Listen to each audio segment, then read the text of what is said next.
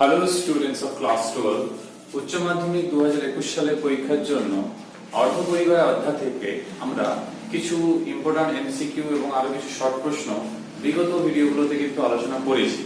তো এমসিকিউ আরো কিছু রয়ে গেছে যেগুলো আমার মনে হয় সেই টাইপের প্রশ্ন ফাইনালে লাগতে পারে, ইভেন কিছুটা এন্ট্রান্সেও লেগে যাবে। তো সেই আলোচনাটা আমরা এগিয়ে নিয়ে যাচ্ছি। এই ভিডিওতে আমরা এমসিকিউ পার্টটা শেষ করব, বাকি এমসিকিউ গুলো এই ভিডিওতে আলোচনা করে নেক্সট পার্টে আমরা ভেরি শর্ট অ্যান্সার টাইপ প্রশ্ন এবং তারপরের পার্টে আমরা কিছু নিউমেরিক্যাল, কারণ এমসিকিউ তে অনেকগুলো নিউমেরিক্যাল আমরা করেছি, সেগুলো আমাদের 2 মার্কসের নিউমেরিক্যালও কাজে লেগে যাবে, কিন্তু সেটা ছাড়াও আরো কিছু নিউমেরিক্যালস রয়েছে সেগুলো আমরা লাস্ট পার্টে করে নেব। তো সবচেয়ে প্রথমে আমি কয়েকটা এমসিকিউ তোমাদের প্রশ্ন বলছি।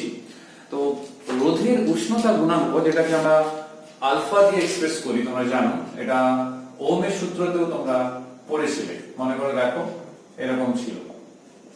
তো এই যে রোধের উষ্ণতা গুণাঙ্ক, এই সংক্রান্ত কিছু এমসিকিউ প্রশ্ন হয়ে থাকে, রয়েছেও, মডেল প্রশ্নতেও রয়েছে। তো আমি সংসদে যে বিভিন্ন মক টেস্ট পেপার কিংবা পুরনো কিছু সংসদের যেগুলো মডেল কোশ্চেন ছিল, তো সেই প্রশ্নগুলোকে কালেক্ট করেছি, সেগুলোকে এই ভিডিওতে আলোচনা করার চেষ্টা করছি। কিছু আগের ভিডিওতে আমরা করেছি। তো একটা প্রশ্ন খুব কমন থাকে যে এদের মধ্যে কোনটি রোধের উষ্ণতা গুণাঙ্ক ঋণাত্মক। তার মানে এই আলফাটা নেগেটিভ। আলফা নেগেটিভ মানে কি? তার মানে RT লেস দেন R0, মানে পরের উষ্ণতাটা আগের উষ্ণতা থেকে, মানে প্রথমে যে উষ্ণতা ছিল তখন যা রোধ ছিল, পরে যে উষ্ণতা বৃদ্ধি বের হয়েছে সেটা হ্রাস পেয়েছে। উষ্ণতা বৃদ্ধির সঙ্গে রোধ কার হ্রাস পায়? সেটা হচ্ছে যে কোনো সেমিকন্ডাক্টর, যেটাকে বাংলায় আমরা বলি অর্ধপরিবাহী। তাহলে এই জাতীয় যদি প্রশ্ন থাকে, অপশনে যে অর্ধপরিবাহীর নাম থাকবে সেই অর্ধপরিবাহীটা উত্তর হবে। যেমন এই প্রশ্নতে বলা রয়েছে যে নিম্নলিখিত কোনটি রোধের উষ্ণতা গুণাঙ্ক ঋণাত্মক? Copper, aluminium, iron, germanium. তো জার্মেনিয়াম যেহেতু অর্ধপরিবাহী, তাই উত্তর হবে জার্মেনিয়াম। পরিবাহীর ক্ষেত্রে কি হয়, ধাতুর ক্ষেত্রে কি হয়, না আলফার মানটা তখন পজিটিভ হয়। এরকম আরেকটা প্রশ্ন আছে, দেখো তামা ও সিলিকনে ঘরের তাপমাত্রা থেকে 60 কেলভিন পর্যন্ত, অর্থাৎ ঘরের তাপমাত্রা যদি আমি 27 ডিগ্রি সেলসিয়াস ধরি, তাহলে 300 কেলভিন থেকে 60 কেলভিন অবধি নিয়ে যাওয়া হলো, অর্থাৎ উষ্ণতা হ্রাস করা হয়েছে। তখন এদের রোধাঙ্ক কি হবে? না দেখো, তামা হচ্ছে একটা পরিবাহী, তার ক্ষেত্রে কি হবে? উষ্ণতা হ্রাস করার জন্য স্বাভাবিকভাবে তার রোধ বলো কি রোধাঙ্ক বলো, সেটা কি হবে? কমবে। আর রয়েছে সিলিকন। তো সিলিকনের ক্ষেত্রে কি হবে? না সিলিকনের ক্ষেত্রে যদি বলি, এটা তো হচ্ছে তামার ক্ষেত্রে, যদি সিলিকনের ক্ষেত্রে আমরা বলি, তার ক্ষেত্রে কিন্তু বাড়বে। কেন বাড়বে? না সিলিকন হচ্ছে অর্ধপরিবাহী, যেহেতু উষ্ণতা হ্রাস করা হয়েছে, রোধ বৃদ্ধি পেয়েছে। রোধ বৃদ্ধি পাওয়া মানে তোমরা জানো রোধ হচ্ছে, রোধ আর রোধাঙ্কের মধ্যে সম্পর্ক তোমরা এই ফর্মুলা পড়েছো ক্লাস 10 এ, ক্লাস 12 এ। তো এখান থেকে পরিষ্কার বুঝতে পারছি যে এই ক্ষেত্রে স্বাভাবিকভাবে সিলিকনের ক্ষেত্রে রোধাঙ্ক কিন্তু বৃদ্ধি পাবে। তো এই সংক্রান্ত প্রশ্ন খুবই গুরুত্বপূর্ণ আমাদের এইচএস পরীক্ষার জন্য। একই ভাবে রয়েছে যে পরম শূন্য উষ্ণতায় অন্তরকের মতো অর্ধপরিবাহী কি আচরণ করে? হ্যাঁ করে। যেহেতু থার্মাল এনার্জি তখন 0 থাকে, যেহেতু kT হচ্ছে থার্মাল এনার্জি, k হচ্ছে বোলজম্যান ধ্রুবক, T হচ্ছে টেম্পারেচার ইন অ্যাবসলিউট স্কেল, তো T সিন্স 0 কেলভিন, সেই জন্য হয় না। তার মানে অর্ধপরিবাহী উষ্ণতা বৃদ্ধির সঙ্গে সঙ্গে তার পরিবাহিতা বৃদ্ধি পায় কিংবা পরিবহন করার ক্ষমতাটা বৃদ্ধি পায়, কিন্তু 0 কেলভিনে কোনো ক্যারিয়ার অ্যাভেলেবল না থাকার জন্য সেই সময় কিন্তু তার রোধ সবচেয়ে বেশি থাকে। তো এখানে একটা শর্ট প্রশ্ন রয়েছে, আমি বলছি। এখানে বলেছে 0 কেলভিন উষ্ণতায় একটি সহজাত অর্ধপরিবাহী কিভাবে আচরণ করে? একটা অপশন রয়েছে আদর্শ অন্তরক। অবশ্যই আদর্শ অন্তরকের মতোই আচরণ করবে, যেহেতু কোনো রকম ক্যারিয়ার অ্যাভেলেবল না থাকার জন্য, কারণ কোনো এনার্জি থার্মাল এনার্জি নেই, তাই ক্যারিয়ার কিন্তু মুক্ত হতে পারছে না। নেক্সট প্রশ্ন হচ্ছে যে একটা খুব গুরুত্বপূর্ণ শর্ট প্রশ্ন রয়েছে, এটা তোমরা প্রশ্নবিদ্যাতে প্রায় দেখবে। একটা পি টাইপ অর্ধপরিবাহী দিয়ে প্রশ্ন হয়, আর একটা এন টাইপ দিয়ে বলবে এরকম প্রশ্ন যে একটা পি টাইপ অর্ধপরিবাহী, আর এটাতে বলা থাকবে একটা এন টাইপ অর্ধপরিবাহী। 4টে অপশন দেওয়া থাকবে, ধনাত্মক তড়িৎগ্রস্ত, ঋণাত্মক তড়িৎগ্রস্ত, উভয় কিংবা নিস্তড়িত। তোমরা মনে রাখবে সিঙ্গেল ক্রিস্টাল যদি পি টাইপ হয় কিংবা এন টাইপ হয়, সামগ্রিকভাবে তারা কিন্তু নিউট্রাল, অর্থাৎ নিস্তড়িত। থিওরিতে পড়ানোর সময় আমি বলেছি, তোমরা বইতেও লেখা রয়েছে, তো এটা মাথায় রাখতে হবে। তবুও শর্ট প্রশ্ন করার সময় অনেকেই ভুল করে, সেজন্য মনে রাখবে পি টাইপ ক্রিস্টাল হোক কি এন টাইপ ক্রিস্টাল হোক, তারা সামগ্রিকভাবে কিন্তু নিস্তড়িত। তো এখানে অপশনে রয়েছে নিস্তড়িত। দুটো প্রশ্ন একই সঙ্গে আমরা আলোচনা করলাম। নেক্সট এমসিকিউ যাব, যেটা আমরা এখনো আলোচনা করিনি। তো প্রশ্ন হচ্ছে যে পিএন সংযোগ তলে নিঃশেষিত অঞ্চল তৈরি কেন হয়? পিএন সংযোগ অঞ্চলে আমরা জানি মাঝের অংশটায় আমরা দেখেছিলাম নিঃশেষিত অঞ্চল তৈরি হচ্ছে। তো এখান থেকে প্রায় 5 রকমের প্রশ্ন হয়, আমরা জাস্ট 2 মিনিটে সবগুলো আলোচনা করা হয়ে যাবে। একটা হচ্ছে কি, এই যে নিঃশেষিত অঞ্চল কেন হচ্ছে তৈরি, 4টে অপশন থাকবে, তার মধ্যে একটা অপশন নিশ্চিত থাকবে আধানগুলো ব্যাপনের জন্য, ডিফিউশন যাকে বলা হয়। তো একটা অপশন রয়েছে আধান বাহকের ব্যাপনের জন্য। তো এটা একটা প্রশ্ন, এটা থিওরিতে পড়ানো হয়েছে। দ্বিতীয় হচ্ছে এই যে নিঃশেষিত অঞ্চলের বেগ যদি আমরা সম্মুখ বায়াস দিই, তখন বেগ বাড়বে কি কমবে? স্বাভাবিকভাবে কমবে, কারণ সম্মুখ বায়াস প্লাসের সঙ্গে প্লাস, মাইনাসের সঙ্গে মাইনাস। যদি রিভার্স বায়াস দিই, বিপরীত বায়াস, তখন দেখবো বেগটা কিন্তু আরো বেড়ে যাবে। তো সম্মুখ বায়াসে বেগটা কমে, রিভার্স বায়াসে কিন্তু বেগটা বাড়ে। এখান থেকে সম্পর্কিত প্রশ্ন আরেকটা, বিভব প্রাচীর। সম্মুখ বায়াস দিলে বিভব প্রাচীরের উচ্চতা কমবে, বিপরীত বায়াস দিলে বিভব প্রাচীরের উচ্চতা কিন্তু বাড়বে। তো এগুলো মাথায় রাখতে হবে তোমাদের। আরেকটা ইম্পর্টেন্ট প্রশ্ন হচ্ছে এই যে নিঃশেষিত স্তর কিংবা অঞ্চল যেটা সৃষ্টি হচ্ছে পিএন সংযোগে, সেই অঞ্চলে কে থাকে আর কে থাকে না? না, প্রথমত কোনো সচলতা যুক্ত কোনো কণা, আমি বলতে চাইছি কোনো মোবাইল কোনো কণা, যে ইলেকট্রন হোক হোল হোক, তারা কিন্তু থাকে না। মানে যা থাকে সব ইমোবাইল। তা থাকে কে? আয়ন থাকে। কিরকম আয়ন? অচল আয়ন, মানে যে চলাচল করতে পারে না।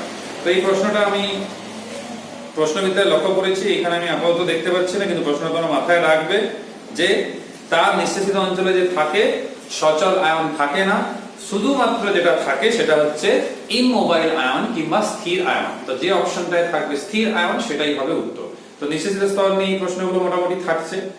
আমরা আলোকীয় সংকেত, একটা শর্ট প্রশ্ন রয়েছে এমসিকিউ, আলোকীয় সংকেত নিরূপণে নিম্নলিখিত কোন যন্ত্রটি ব্যবহার করা হয়? জেনার ডায়োড, ফটোডায়োড, এলইডি, সংযোগ ডায়োড। না, ফটোডায়োডই ব্যবহার করা হয়, কারণ ফটোডায়োডের ব্যবহার থিওরি বইতে লক্ষ্য করে দেখবে সেখানে ছিল।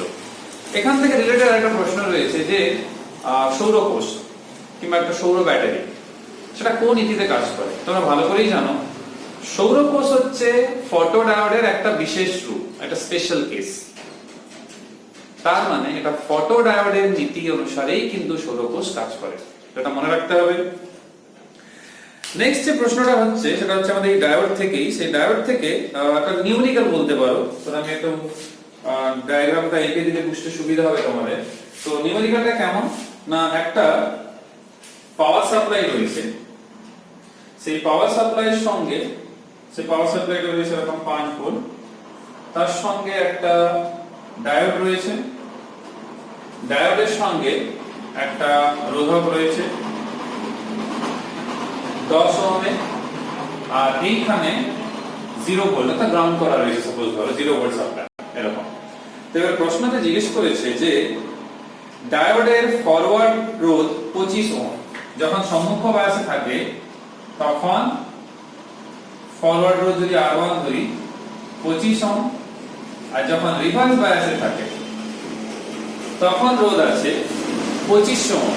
তো স্বাভাবিকভাবে সম্মুখ বায়াস থাকলে রোধ কম হবে, আদর্শ ডায়োড কিন্তু 0 হবে, আর বিপরীত বায়াসে থাকলে বেশি হবে, আর আদর্শ ডায়োড হলে বিপরীত বায়াসে অসীম হবে। তো থিওরিতে আলোচনা হয়েছে। তো এই ক্ষেত্রে প্রথমে দেখো পি সাইডের বিভব বেশি, এন সাইডের বিভব কম। তো আমি তোমাদের সবসময় বলেছিলাম যে সম্মুখ বায়াস চিনবে কিভাবে, পি সাইডের বিভব বেশি ধনাত্মক হবে এন সাইডের তুলনায়। এখানে তাই আছে, তাহলে এটা সম্মুখ বায়াসে আছে। এবার জিজ্ঞেস করেছে প্রবাহ মাত্রা, তাহলে ওহমের সূত্র এটাই হয়। তো এই ক্ষেত্রে ভি কত হচ্ছে এইটা, আর কত হবে না, আর আছে 10, কিন্তু সম্মুখ বায়াসের রোধ কত 25, তাহলে ভাগ করলে আসছে 1/7 অ্যাম্পিয়ার। তো দেখো এখানে একটা অপশন রয়েছে, অপশন বি যেটা ছিল। তো জেনার ডায়োডের ব্যবহার অনেক সময় জিজ্ঞেস করে 1 নম্বরের প্রশ্নতে, অর্থাৎ মানে ভিএসএ টাইপের প্রশ্নতে কিংবা এমসিকিউতে। তো জেনার ডায়োডের মূল ব্যবহার তোমরা মনে রাখবে ভোল্টেজ নিয়ন্ত্রক হিসেবে, ভোল্টেজ রেগুলেটর হিসেবে, মানে একটা আনরেগুলেটেড পাওয়ার সাপ্লাইকে রেগুলেটেড পাওয়ার সাপ্লাই দেওয়া। আরেকটা প্রশ্ন হয় যে ট্রানজিস্টরের মূল ব্যবহার, সেটা অবশ্যই বিবর্ধক আকারে। আমাদের ডায়োডের মূল ব্যবহার একমুখী কারক হিসাবে কিংবা একমুখীকরণ প্রক্রিয়াতে তাকে ব্যবহার করা। তো এগুলো ছোট ছোট প্রশ্নগুলো কিন্তু মাথায় রাখতে হবে আমাদের। এবার নেক্সট যে প্রশ্নটা রয়েছে সেটা হচ্ছে আবার একটা নিউমেরিক্যাল পার্ট রয়েছে। তো এখানে বলছে আবার সেই ডায়োডেরই প্রশ্ন। তো ডায়োড রয়েছে আকার আর রয়েছে কি 100 ওহম। তাহলে একটা ডায়োড রয়েছে এরকম, আর এখানে একটা 100 ওহম পাওয়ার সাপ্লাই, আর দুই প্রান্তে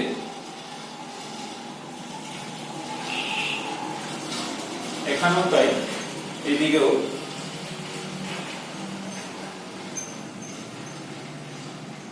-3 volt, 1 volt, minus plus 1 volt. তো প্রশ্নতে জিজ্ঞেস করেছে যে নিম্নের চিত্রে, এই চিত্রটা রয়েছে, এই চিত্রে পিএন ডায়োডের মধ্য দিয়ে প্রবাহিত প্রবাহমাত্রার মান কত হবে। এটা কত সহজ এবং লজিক্যাল ভেবে রাখো। এই ডায়োডটা, এটা হচ্ছে 100 ওহম। এই যে ডায়োডটা রয়েছে, এই ডায়োডে যদি তোমরা একটু ভালো করে দেখো, এই ডায়োডে এটা -+1 ভোল্ট, এটা -+3 ভোল্ট। তো একটু ভেবে চিন্তে রাখো, এইটা মোর পজিটিভ হওয়া উচিত, আর এইটা সেই তুলনায় লেস পজিটিভ হওয়া উচিত। কিংবা ভালোভাবে বলতে গেলে এটা উচ্চ বিভবে থাকবে, এটা নিম্ন বিভবে থাকবে। তো এখানে দেখো -1 ভোল্ট আর এখানে -3 ভোল্ট। এবারে প্রশ্নতে যদি যাওয়া যায় যে প্রবাহমাত্রার মান কত হবে, তাহলে এই যে প্রবাহমাত্রার মানের কথা জিজ্ঞেস করেছে, তোমরা একটু ভেবে দেখো। যদি আমরা একটু ভাবি, এইটা -1 ভোল্ট, এইটা -3 ভোল্ট, তাহলে এটা বেশি নেগেটিভ, এটা কিন্তু কম নেগেটিভ, তাই তো? তাহলে এইটা হবে কি না, এইটা জানাচ্ছে, এখানে বইতে কিন্তু একটু ভুল দেখতে পাচ্ছি। বইতে বলছে যে এটা বিপরীত বায়াসে আছে এবং এর মধ্য দিয়ে তড়িৎ পরিবহন করবে না, এরকম কথা বলছে, কোনো তড়িৎ প্রবাহিত হবে না। কিন্তু তোমরা একটু ভেবে দেখো, যদি আমরা একটু ভেবে দেখি, এই -1 ভোল্ট আর এটা -3 ভোল্ট, এটা কিন্তু লেস নেগেটিভ, এটা কিন্তু মোর নেগেটিভ। তাহলে এটা কিন্তু কোনোভাবেই কিন্তু বিপরীত বায়াস হচ্ছে না। এটা কিন্তু বইতে একটু কনসেপচুয়াল গন্ডগোল রয়েছে, এটা কিন্তু কনসেপচুয়াল গন্ডগোল হয়ে যাচ্ছে। যদি এটাকে আমরা অন্যভাবে নিতাম ভ্যালু, যে হ্যাঁ এটা -3 ভোল্ট, এটা 1 ভোল্ট, তখন সেটা বিপরীত বায়াস হচ্ছিল, কিন্তু এটা হচ্ছে না। তো এই ক্ষেত্রে যদি আমরা প্রবাহমাত্রা বের করি, এখানে যে অপশনগুলো রয়েছে দেখতে হবে তার মধ্যে অপশন কিছু আছে কিনা, এটা প্রশ্নতেই গন্ডগোল রয়েছে। তো এইখানে আমরা যদি প্রশ্ন, আমি আরেকটা প্রশ্ন ভিতরেও দেখছি যদি তাতে থাকে কিছু। এইখানে প্রশ্নটা কি, কেন এটা এইচএস এর মডেল কোশ্চেন পেপারে ছিল, তো এখানে এইচএস এর মডেল কোশ্চেন পেপার দেখা যায় প্রশ্নটা প্রিন্টিং মিস্টেক সম্ভবত হয়েছে। হ্যাঁ, এইখানে কিন্তু প্রশ্নটা কিন্তু ঠিক রয়েছে, কাউন্সিলের যে পাবলিকেশন পেপারটা ঠিক রয়েছে, এটা কিন্তু প্রশ্নবিদ্যার জায়গাতে কিন্তু ভুল রয়েছে। এই ক্ষেত্রে যেটা দেখো, এটা কিন্তু সম্মুখ বায়াসে হচ্ছে। তো সম্মুখ বায়াসে হওয়া মানে কত হবে, I সমান ভোল্টেজের পরিবর্তনটা দেখতেই পাচ্ছ, আর আদর্শ ধরে এটা 0 ধরা হলো। তাহলে দেখো 2/100 হচ্ছে, সো 1/50 অ্যাম্পিয়ার। তো এখানে যে অপশন একটা রয়েছে, সেই অপশনটা 1/50 কিন্তু অন্য বইতে দেখো মিলি অ্যাম্পিয়ারে রয়েছে। সো মিলি অ্যাম্পিয়ারে থাকার জন্য এখানে আমরা কি করব, 1/50,000 দিয়ে মাল্টিপ্লিকেশন করে দেব। তাহলে দেখো 20 মিলি অ্যাম্পিয়ার, এখানে একটা অপশন রয়েছে, সেটা হচ্ছে 20 মিলি অ্যাম্পিয়ার। তো এইভাবে আমরা অ্যাপ্রোচটা কিন্তু করব। তো বইতেও অনেক সময় ভুল থাকে, যেটা আমরা এখনই সম্মুখীন হলাম। তো এরকম ব্যাপার থাকে, তোমরা একটু করার সময় একটু সাবধানে থাকতে হবে। নেক্সট ট্রানজিস্টর থেকে একটা খুব ভালো প্রশ্ন, সেটা হচ্ছে যে ট্রানজিস্টর সুইচ হিসাবে যখন ব্যবহার করা হয়, তখন ট্রানজিস্টর তাকে কোন অঞ্চল থাকে না। দেখো অফ অবস্থা মানে কাট অফ অঞ্চলে থাকবে, অপশন থাকবেই দেখবে, আর অন অবস্থায় থাকা মানে স্যাচুরেশন অঞ্চল কিংবা সম্পৃক্ত অঞ্চলে থাকে। তো একটা অপশন এটা থাকবেই, এটাও একটা ইম্পর্টেন্ট প্রশ্ন। আর ট্রানজিস্টর থেকে একটা খুব গুরুত্বপূর্ণ প্রশ্ন, যে ট্রানজিস্টরের কোন সংযোগে ভোল্টেজ বিবর্তনটা সর্বাধিক হয়। তো তোমরা জানো, থিওরি পড়ানোর সময় আমরা আলোচনা করেছি কমন এমিটার সংযোগ অর্থাৎ সাধারণ নিঃসারক সংযোগ। তো একটা অপশন থাকবে সি। একটা এনপিএন ট্রানজিস্টর থেকে একটা নিউমেরিক্যাল পার্ট রয়েছে। ধরো এনপিএন ট্রানজিস্টরে প্রবাহ বিবর্তন যে গুণক অর্থাৎ বিটা তার মান দেওয়া আছে 100। তো ধর বিটা বলে তারা উচ্চারণ নাও করতে পারে। কিছু অঙ্কতে কি হয় বিটা 100 তাহলে আলফা কত, তো তখন তো একদম সহজই ব্যাপার, তোমরা বিটা সমান আলফা মাইনাস 1 বাই আলফা সেখান থেকে বের করে নিতে পারো, কিংবা সবচেয়ে ভালো হচ্ছে এইভাবে বের করে নাও। ব্যাপারটা হচ্ছে কি অনেক সময় এখান থেকে সংশ্লিষ্ট প্রশ্ন রয়েছে, এরকম অপশনে দেওয়া থাকবে যে বিটা আলফার মধ্যে নিম্নলিখিত কোন সম্পর্কটি সঠিক, কিংবা নিম্নের কোন সম্পর্কটি সঠিক। তো আমরা এটাকেই খুঁজি সবসময়, কিন্তু এটাও থাকে, এটাও কিন্তু ঠিক।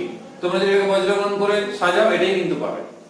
ইভেন এটাও করা যেতে পারে যে 1 by alpha equals to 1 by beta plus 1, সেই অপশনটাও কিন্তু ঠিক। তাহলে করার সময় একটু খেয়াল রাখবে, কিন্তু শুধু যে এটাকে খুঁজলে হবে না, সাজিয়ে করলে কিন্তু চেঞ্জেস আসতে পারে। তো সেটা একটু মাথায় কিন্তু তোমাদের রাখতে হবে। যেটা ধরো আমি এটারই কথা যদি বলি, এইখান থেকে দেখো আমরা এইভাবে লিখতে পারছি। এবার দেখো কি আসছে, এই অপশনটাও তো ঠিক। কিছু অপশনে থাকে এই দুটোই থাকে না, শুধুমাত্র এটা থাকে। এবার স্টুডেন্ট বুঝতে পারছে না এটা কি ঠিক, এটাও ঠিক, কিন্তু তোমরা লসাগু করে দেখো এটাই আসছে কিন্তু। তো এটাগুলো কিন্তু মাথায় রাখতে হবে কিন্তু। এবার ফিরে আসি যে অঙ্কটা নিয়ে আলোচনা করছিলাম, যে প্রবাহ বিবর্তন গুণকের মান রয়েছে 100, সংগ্রাহক প্রবাহ অর্থাৎ আইসি রয়েছে 1 মিলি অ্যাম্পিয়ার, আর নিঃসারক প্রবাহের পরিবর্তনের কথা জিজ্ঞেস করেছে। আচ্ছা, নিঃসারক প্রবাহের পরিবর্তনের কথা বলা মানে ধরো ডেল আইসি দেওয়া আছে, ডেল আই জিজ্ঞেস করছে, কিন্তু আমরা জানি বিটা সমান হয় del IC by del IB. তো অঙ্কটা দুভাবে করা যেতে পারে, একটা হচ্ছে এখান থেকে ডেল আইবি বের করা, আর ডেল আই কি হবে না ডেল আইবি আর ডেল আইসি এখানে মান বসিয়ে বের করতে পারো। এরকম অঙ্ক আমরা এমসিকিউ তে মানে এক্সারসাইজের এমসিকিউ তে আলোচনা করেছি। আরেকটা রাস্তা হচ্ছে কি, যেটা আমি বলছি এখন বিটা দেওয়া আছে, তাহলে আলফা বের করতে পারবো।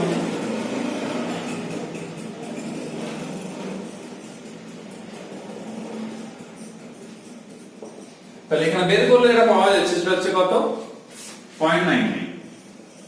তাহলে 0.99 পাওয়া যাচ্ছে। এবার আমাদের জিজ্ঞেস করেছি কি না ডেল্টা আই, তাহলে আলফা সমান কি হয় delta IC by delta I. তাহলে ডেল্টা আই সমান দাঁড়াচ্ছে কি না, যদি এখানে একটু লক্ষ্য করে দেখি তাহলে দাঁড়াচ্ছে ডেল্টা আইসি বাই আলফা, তাহলে 1 বাই 0.99। তাহলে এখানে যে দেখো আলফা হলো 0.99, এটা মিলি অ্যাম্পিয়ার, এটা ভাগ করে যত আসবে, তো এখানে আমাদের অপশনে রয়েছে 1.01 মিলি অ্যাম্পিয়ার, তো সেটাই আসছে। আবার কিছু অঙ্ক থাকে সেখানে ডেল্টা আই চায় না, সেখানে ডেল্টা আইবি চায়, তো সেই ক্ষেত্রে তোমাদের এগুলো করতেই হবে না। সেই ক্ষেত্রে তোমরা সরাসরি এখান থেকে ডেল্টা আইবিটা পেয়ে যাবে, কারণ হচ্ছে বিটা সমান 100, তাহলে 100 এই ডেল্টা আইসি মান দেওয়া আছে 1 মিলি অ্যাম্পিয়ার, তাহলে এখান থেকে দেখো ডেল্টা আইবি 100 পেয়ে গেলাম 1/100 মিলি অ্যাম্পিয়ার। তো কত ইজিলি হয়ে যাচ্ছে। তো এই টাইপের অঙ্ক কিন্তু আমাদের এমসিকিউ তে এবং 2 নম্বরের অঙ্কতেও কিন্তু খুব গুরুত্বপূর্ণ। তো তোমরা প্র্যাকটিস করবে।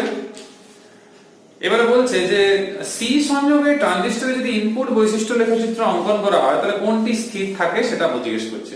এবার দেখো ইনপুট বৈশিষ্ট্য লেখচিত্র যখন আমরা ড্র করি, ইনপুট বৈশিষ্ট্য লেখচিত্র, তখন কি হয় না ইনপুট বৈশিষ্ট্য লেখচিত্র ড্র করার সময় আমাদেরকে যেটা মাথায় রাখতে হয় সেটা হচ্ছে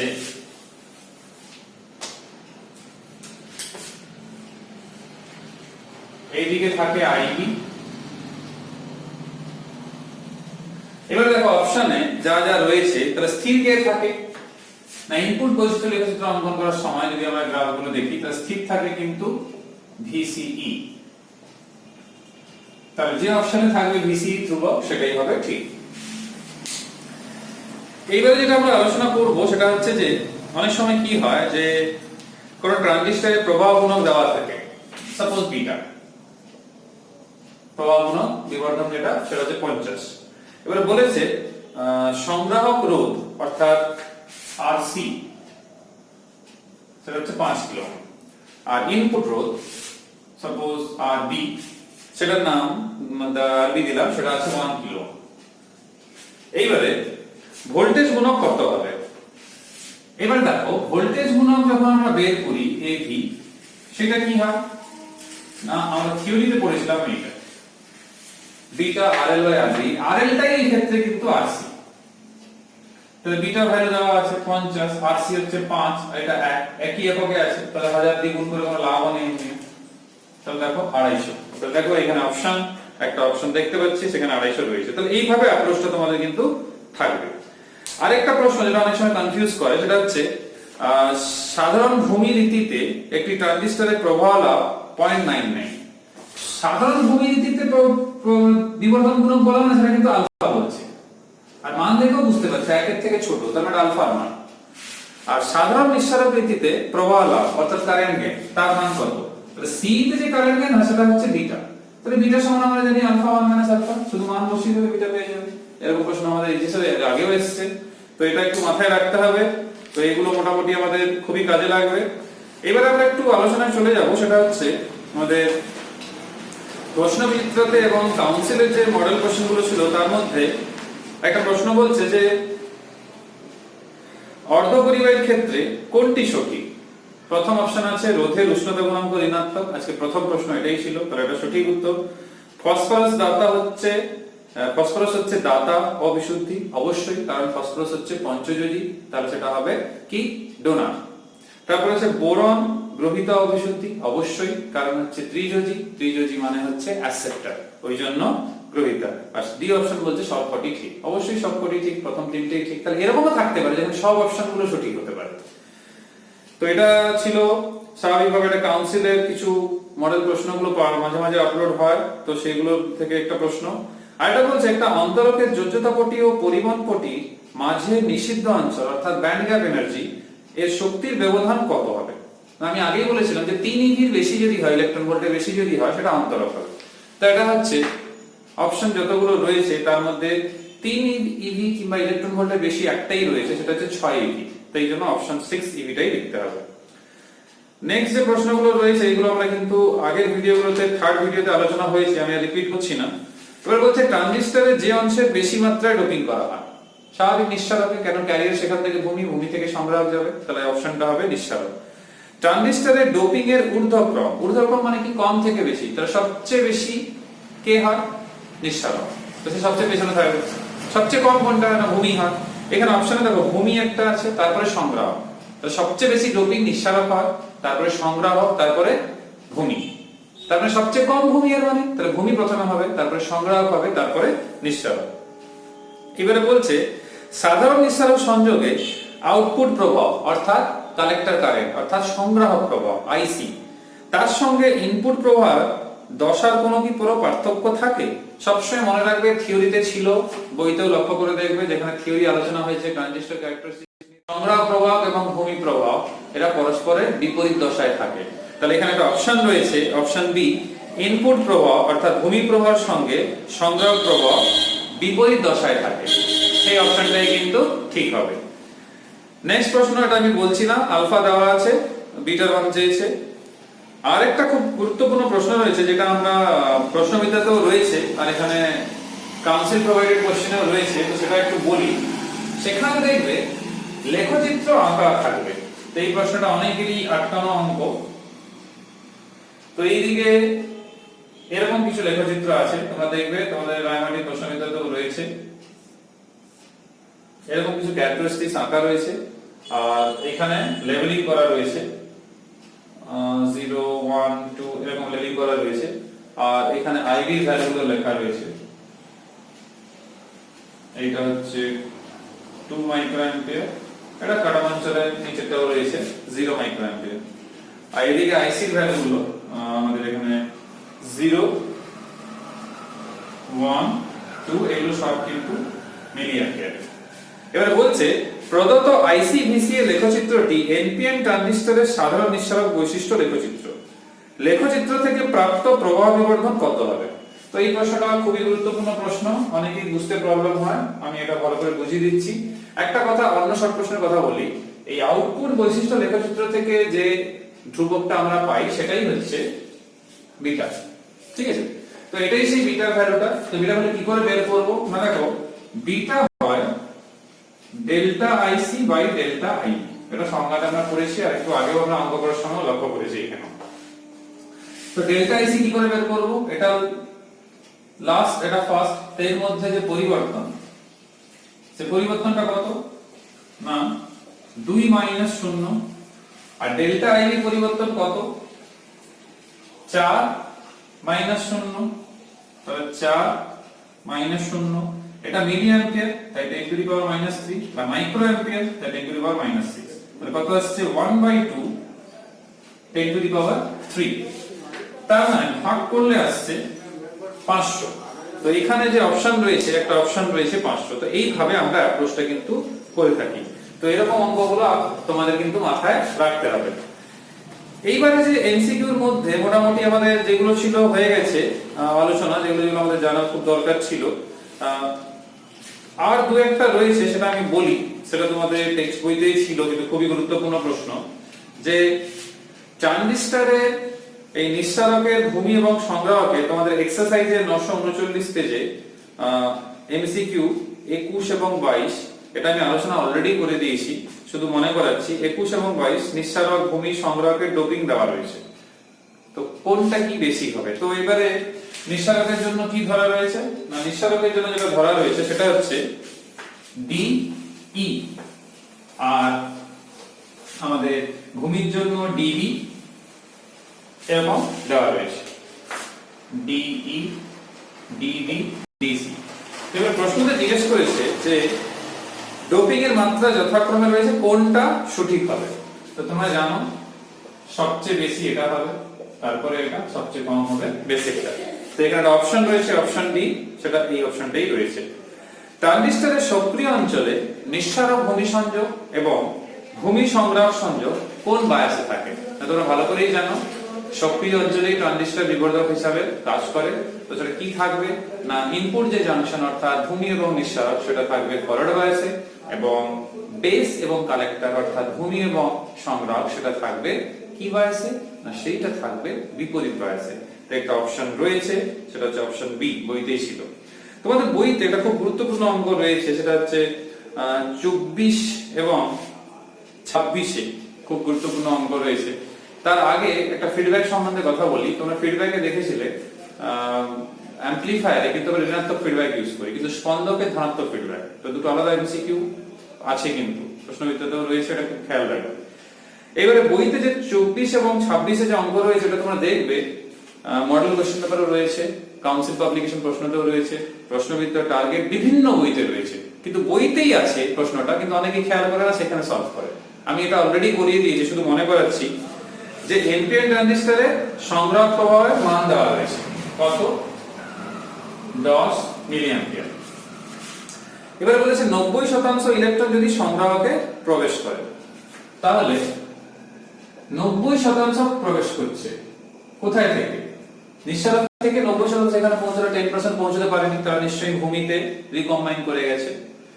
তারপর বলছে তাহলে নিঃসারক প্রবাহ মান কত হবে? তাহলে এখান থেকে দেখো কত সহজে আমরা পেয়ে যাচ্ছি। এইখানে কত হবে 10 মিলি অ্যাম্পিয়ার, তাহলে এখানে হচ্ছে 9/10, তাহলে এখানে আই কত হবে 100/9, তাহলে 11.11 মিলি অ্যাম্পিয়ার। তাহলে এটা অপশন রয়েছে দেখো 11.11 মিলি অ্যাম্পিয়ার। কত সহজে করা যাচ্ছে। এটা 2 নম্বরের প্রশ্নতে বাস্তব হবে। তখন হয়তো আইসি আর এখানে সরি এটা আইই ছিল, আই বের করেছি আমরা, সেই ক্ষেত্রে হয়তো দেখবো আমরা আই এর জায়গায় হয়তো আইবি চেয়েছে, কারণ আমরা আইটা বের করছি, ওই জন্য এটা আই হবে, এটা আইসি হবে না, কারণ আইসি তো মান দেওয়াই রয়েছে। আর 26 এর অঙ্কটাও খুব গুরুত্বপূর্ণ, এন্ট্রান্সেও কাজে লাগবে, আমাদের এইচএস এক্সামিনেশনও কাজে লাগবে। সেটা হচ্ছে যে ভিসি সমান 2 ভোল্ট থেকে একটা ট্রানজিস্টর সাধারণ নিঃসারক বর্তনীতে রাখা আছে, ভিসি সমান 2 ভোল্ট, কালেক্টর সাপ্লাই ভোল্টেজ হচ্ছে 2 ভোল্ট, ভূমি প্রবাহ 100 থেকে 300, আর এটা সংগ্রাহক প্রবাহ 10 থেকে 20 মিলি অ্যাম্পিয়ার পরিবর্তন হলো। প্রবাহ বিবর্ধন গুণক কত হবে? দেখো প্রবাহ বিবর্ধন গুণকের যে সংজ্ঞা সেটা আমরা বারবার পড়েছি, এইটা। তাহলে পরিবর্তন কত ডেল্টা আইসি হচ্ছে, আমি এটা করিয়েছি এমসিকিউ ভিডিওটা, তোমরা মনে করে দেখো। মিলি আছে, মিলি অ্যাম্পিয়ার এর -3, এটা লিখতে অনেকে ভুলে যাও। আর 100 থেকে 300, তাহলে এটা হচ্ছে অত মাইক্রো অ্যাম্পিয়ার। তাহলে দেখো যদি যখনই সমাধানটা তোমরা করবে তখন দেখবে এরকম একটা আসছে। এবারে দেখো এই ক্ষেত্রে আমরা আলটিমেট যেটা পাচ্ছি সেটা হচ্ছে 50। এবারে 50 যেটা হচ্ছে এইখানে বিটার ভ্যালু বের করতে বলেছিল, প্রবাহ বিবর্ধন গুণক, এটা 50 পাওয়া যাচ্ছে। তো অপশন একটা রয়েছে 50, তো এটা খুব গুরুত্বপূর্ণ অঙ্ক। তো মোটামুটি এমসিকিউ আমাদের অনেকটাই আলোচনা হয়ে গেছে বিগত ভিডিওগুলো মিলে। আর দু একটা রয়েছে, সেটা আমি বলে দিই, তাহলে আমরা কমপ্লিট করতে পারবো, তাহলে পুরোটাই পরীক্ষার জন্য প্রস্তুতি হয়ে যাবে। সাপোজ ধরো আমাদের কিছু এরকম থাকতে পারে প্রশ্ন, যেখানে দেখো ডায়োড আছে, সেই ডায়োডের সঙ্গে আমাদের একটা বর্তনী থাকবে, সেই বর্তনীটা কেমন বর্তনী আছে না, একটা ডায়োড রিভার্স কি সম্মুখ বায়াস, সেটা আমাদেরকে খুঁজে বের করে নিতে হবে।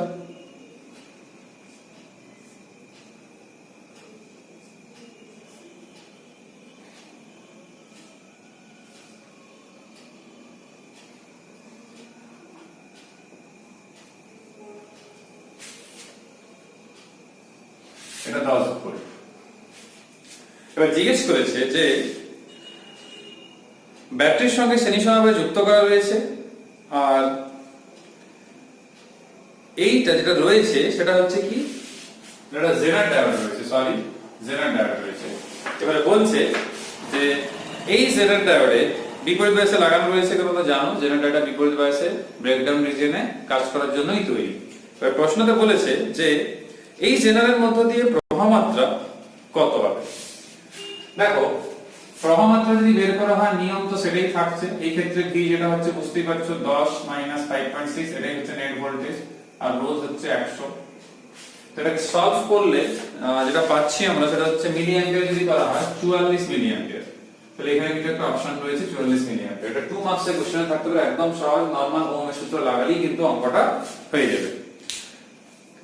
নেক্সট একটা প্রশ্ন বলছি, যে ক্ষেত্রে তোমাদের যেটা মাথায় রাখতে হবে সেটা হচ্ছে একটা ডায়োডের এরকম বর্তনী দেওয়া, যেটা এন্ট্রান্সেও খুব কাজে লাগে, আর এইখানে একটা রোধক রয়েছে এরকম। এবারে বলছে যে একটা ইনপুটে, এটা খুবই সহজ এবং গুরুত্বপূর্ণ প্রশ্ন, এটা +5 ভোল্ট আর এদিকে রয়েছে কত -5 ভোল্ট। তো বলছে আউটপুটের তরঙ্গ রূপটা কেমন হবে, চারটে অপশন কিন্তু দেওয়া থাকবে। তোমরা অপশনটা কিন্তু কিভাবে খুঁজবে সেটাই হচ্ছে প্রশ্ন। এবার দেখো ডায়োড যখন কাজ করে সেটা হচ্ছে সম্মুখ বায়াসে কাজ করে, রিভার্স বায়াসে সে ইনফাইনাইট রোধ দেয়, সেজন্য প্রবাহ মাত্রা যায়। তো এখানে সিগন্যালে দেখো সম্মুখ বায়াসে এইটুকুই 0 to 5, তার মানে আউটপুটে আমি শুধু এইটুকুই পাবো,